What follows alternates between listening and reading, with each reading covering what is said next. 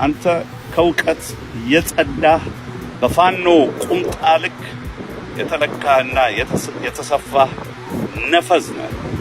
አማራ የሚባል ቋንቋው እንጂ አማራ የሚባል ብሔር አልነበረምም ኖሮምም አውቅም። ወራሪውና ተስፋፊው አምሃራ በወረራ ከያዛቸው የትግራይ ታሪካዊ ግዛቶች ከሆኑት ከወልቃይት ጠገዴ፣ ጠለምትና ራያ በአጠቃላይ ከትግራይ ምድር የህገ መንግስታዊ መፍትሄ ተግባራዊ ሆኖ ለቆ የሚወጣው መቼ ነው? አድማጮቼና ተመልካቾቼ መግቢያው ቪዲዮ ላይ ባያችሁት መልኩ ለዘመናት የአማራ ህዝብ ላይ ስድብ፣ ዛቻ፣ በሌሎች ብሔሮች እንዲጠላ ህዝቡ እንዲገለልና የማንነት ጥቃት እንዲደርስበት ሲያመቻች፣ ዘፈኖችን፣ መድረኮችን ሲመራ፣ ሰላማዊ ሰልፎችን ሲያስተባብር፣ በማህበራዊ ሚዲያ ጥላቻዎቹን ሲያስተላልፍ የነበረው ሰው አርቲስት ሰለሞን ተካልኝ አርፏል። በርግጥ ይህ መረጃ ያቀረብነው ለመውቀስ አይደለም። የአማራ ህዝብ ከትናንት እስከ ዛሬ ከተስፋዬ ገብረአብ እስከ መለስ ዜናዊ በርካታ ጥላቻ የቀሰቀሱበት የኦነግ አባላትም አልፈው አዳዲሶች እየተተኩ ህዝቡን ለመከራ መዳረጋቸውን ቀጥሏል። ዋና ጉዳያችን ሟች አይወቀስምና ሰለሞን ተካልኝን መውቀስ አይደለም። ግን የአማራ ህዝብ ተገላገለ ልንል እንችላለን።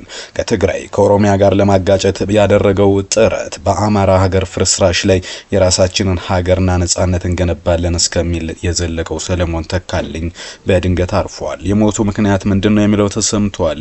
ጋዜጠኛው ይፋ ያደረገውን መረጃ እንነግራቸዋለን። ሰለሞንም ከመሞቱ በፊት የለቀቀው ቪዲዮ ይፋ ተደርጓል። ከዛም ባለፈ አንድ ጋዜጠኛ ይፋ ያደረገውንና መረጃ የደራሲውንም ሐሳብ አስተያየት አዲስ መረጃ ይነግራቸዋል። ለጥቂት ደቂቃዎች አብረን እንቆይ።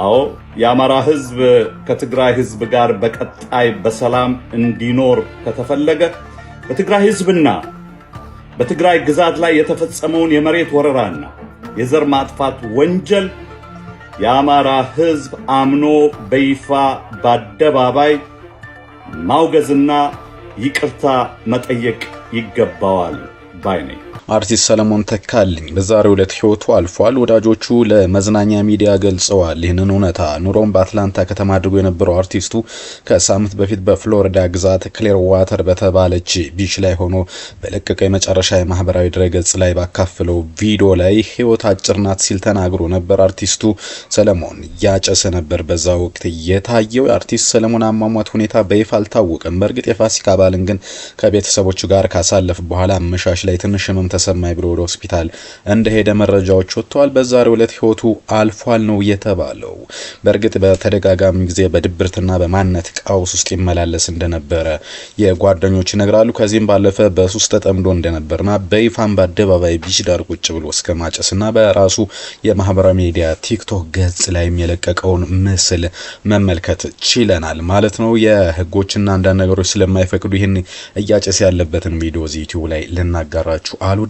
ያ ቪዲዮ እንግዲህ የመጨረሻው ሆኗል ማለት ነው። ሰለሞን ተካልኝ ብዙ አነጋጋሪ ነገሮች አሉት። አንቺም 00 ከሚለው ዘፈኑ ጀምሮ በተለይ በሰሜን ኢትዮጵያ ጦርነት በርካታ ቀውስ ችግር የደረሰበት በህዋት የተወረረውና ከኮምቦልቻ ደሴ እስከ ጎንደር ድረስ መከራ ያሳየውን የአማራ ህዝብ እንደ ጨቋኝ በዳይ በመቁጠር የትግራይን ህዝብ ይቅርታ ይጠይቅ፣ ወራሪ ነው፣ ተስፋፊ ነው በሚል ታሪካዊና ህጋዊ እንዲሁም ደግሞ የሞራል ጥያቄ የሚያነሳባቸው ግዛቶችን ለትግራይ አሳልፎ በመስጠት የአማራ ህዝብ ላይ በደል፣ ጥላቻ እንዲነሳ ትልቅ አስተዋጽኦ ያደረገ ሰው ነበር ይሉታል በርካቶች። ሰለሞን ተካልኝ አቋም የሌለው ፖለቲከኛ ዘፋኝ ከመሆኑ በፊት ከተዋጣላቸው ኢትዮጵያን ዘፋኞች ግን አንዱ እንደነበረ ማንም አይክድም ይባላል።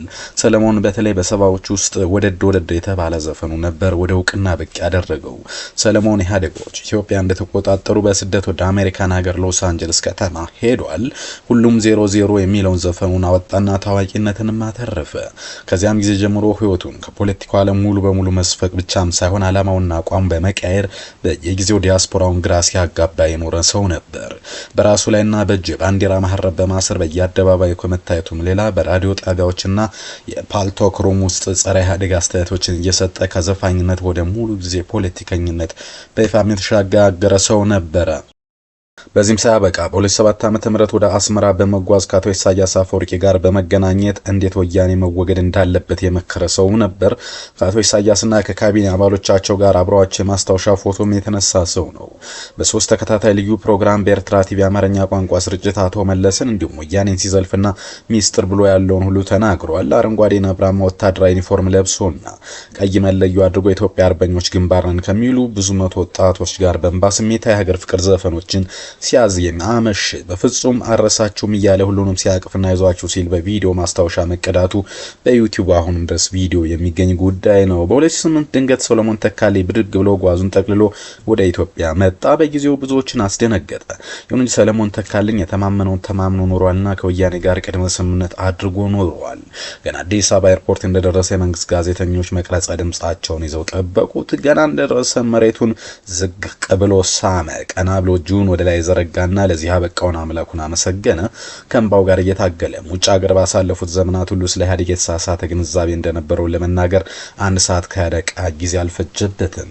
ገና ቀና ብሎ በአቅራቢያ ያሉትን ሰዎች በደንብ ሳይለይ የሀገሪቱን እድገት ማሞጋገስና ዲያስፖራውን ለመወረፍ ግን ጊዜ አልፈጀበት። እጅግ ወላዋይና አቋም አልባ ሰው መሆኑን በህይወት ዘመኑ ያሳየ ሰው ነበር ሰለሞን ተካልኝ። እነኛ በእንባ ሲቃ የታጠበ ቃል የገባላቸውን የአስመራ አርበኛ ወጣቶች ጉዳይ ረስቶ በዛ በተደረገ ምርጫ ኢህአዴግ እንዲያሸንፍ የቅስቀሳ ዘፈን አውጥቶ አቶ መለስ ዜናዊን በማወደስ እንዲህ ሲል አቀነቀነ። ይቀጥል ይቀጥል ሊቁ ሰው ይቀጥል፣ ከፊት ሆኖ ይምራን ይቀጥል፣ እኛ እንከተለው ከድል ጋር ጉዞ አልጠገብንምና አሁንም ይቀጥል፣ በብልህ አመራር በዓለም ተውሷል፣ ትናንት ብቻ አይደለም ዛሬም ይመረጣል ብሏል። እንግዲህ ሰለሞን ተካልኝ ይህ እንግዲህ አበቃ፣ ሁሉም ነገር አበቃ። የአቋም መለዋወጥ፣ ሰልፎች፣ ስድቦች፣ ዘፈኖች፣ አማራ ላይ የተደረጉ የጥላቻ ዘመቻዎች፣ መለዋወጦች ሁሉም አበቃ። ለዚሁ ነው አክቲቪስት ድምጻዊ ሰለሞን ተካልኝ በእርግጥም አረፈ ይላል ጋዜጠኛና ደራሲ የጻፈውና ያጋራው መረጃ። በእውነት ብቻም ሳይሆን በሀገር ባህል ስለመመራ ባልመራም እንኳን አክብሮኝ ስላለኝ ባለቤቱ በህይወት በሌለበት የመረረው ቀሳ አላቀርብም ይላል ታዋቂው ደራሲ ቴዎድሮስ ተክለአረጋይ።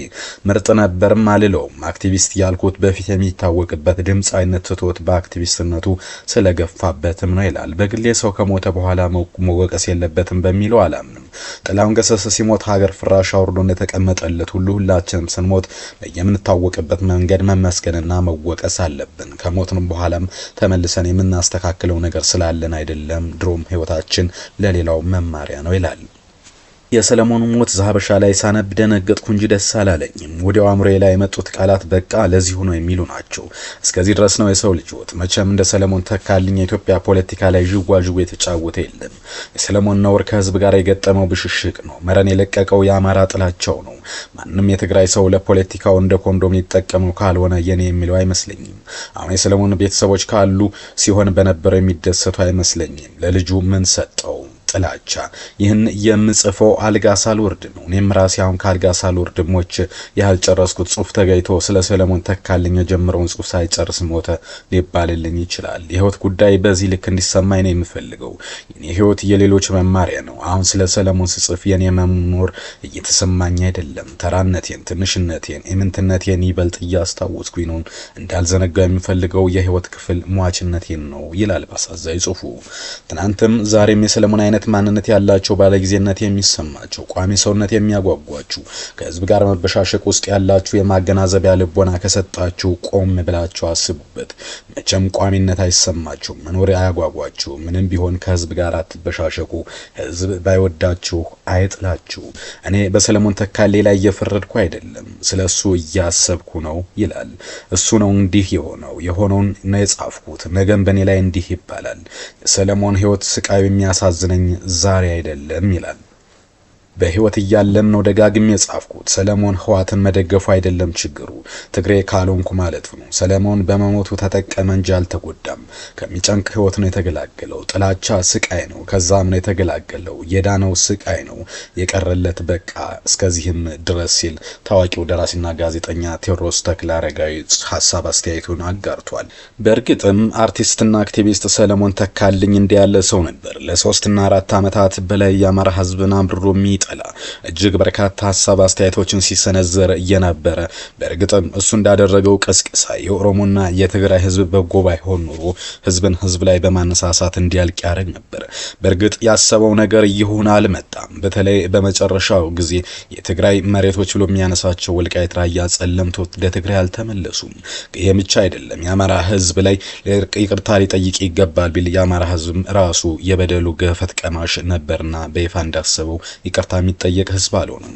ይህ ብቻ አይደለም። መጨረሻ ላይ ተሰሚነት ማጣት እንዲሁም ደግሞ እውቅና መነፈግና ላደረገው አስተዋጽኦ ዚግባይ የሚባል ውለታ አለመኖሩ ሰለሞንን ወደ ሱስ ህይወት እጅግ ወደ ከፍተኛ አጫሽ ደረጃ እንዳወረደው ይነገራል። በዚህም ሲብሰለሰል ከርሞ አርቲስት ሰለሞን ተካልኝ አረፈ። በርካቶች እርሱ ብቻ ሳይሆን የአማራ ህዝብም እረፍት አገኘ። ለጊዜውም ቢሆን ሌላ የሚጠላው ሌላ የሚዘምትበት እስኪገኝ እያሉ ነው። የአማራ ህዝብ አክቲቪስቱ አርቲስቱም ፖለቲካ ፓርቲም የመሰረተው ሁሉ ጥላቻውን የሚነዛበት ለፖለቲካ ማታገያ ሲባል አማራን በአገር አፍራሽነት በትምክተኛነት እኔ የበላይ ልሁን ይላል በሚልና በሌሎችም መወንጀል የተለመደና ዛሬም ድረስ የዘለቀ ነው። ከዚህ በፊት ኤርትራዊው ተስፋዬ ገብረአብ ይህንን ማድረግ ችሏል። የቡርቃ ዝምታ በተሰኘው ጽሁፉ እጅግ በኦሮሞና በአማራ ህዝብ አንድነት ላይ መጠባሳ ሊጥል የቻለ ዛሬም ድረስ አኖሌን ያስቆመ ተብሎ የሚነሳ ታሪክን ጽፎ አልፏል። እርሱም በመጨረሻ በሰው ሀገር ህይወቱ አለፈ። በህይወት እያለው መጥቼ ቢሾፍቱን አያታለሁ ኢትዮጵያም እቀበራለሁ ብሎ ነበር። ነገር ግን የአማራ ህዝብ በህይወት እያለ እንዲመጣም አልፈቀደም።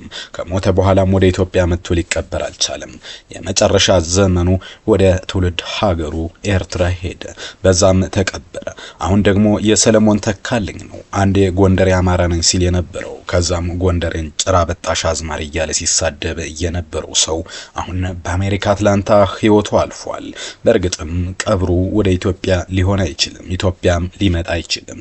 ምክንያቱም የሚያዝንለት የሚያቅፈው እንዲሁም ደግሞ አስክሬኑን ካንተ ቀድሜ ወደ ጉድጓድ ልግባ ብሎ እየየ የሚልለት ህዝብም የለም።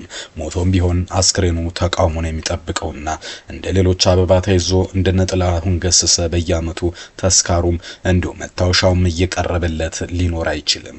አሁን አርፏል። የአማራ ህዝብም ተገላገለ። ቢሆንም ግን ሰለሞን ተካልኝን ነፍስ ይማር ማለት እንወዳለን።